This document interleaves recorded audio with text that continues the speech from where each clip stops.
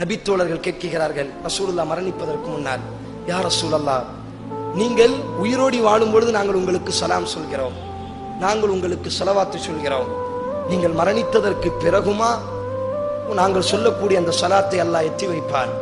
அல்லாஹ்வின் தூதர் சொன்னார், எனது கபருக்கு முன்னால் இருந்து கொண்டோ அல்லது உலகத்தில் எந்த மூலையில் இருந்து கொண்டோ நாம் ஒவ்வொரு தொழுகையிலும் எப்படி அத்தஹியாத் ஓதுகிறோம், அத்தஹியாத்து லில்லாஹி வஸ்ஸலவாத்து வத்தய்யிபாத்து அஸ்ஸலாமு அலைக அய்யுஹன் நபியோ வரஹ்மத்துல்லாஹி வபரகாத்து.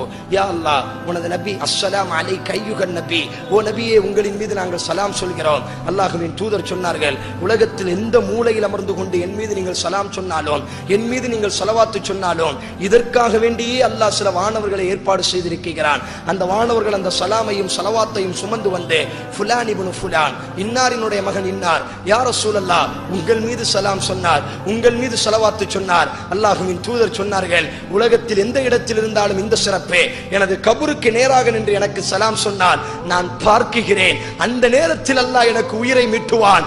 எனது உம்மத்து எனக்கு சலாம் சொல்லக்கூடிய அந்த காட்சியை, அந்த சப்தத்தை நான் கேட்கிறேன் என்பதாக அல்லாஹ்வின் தூதர் கூறினார்.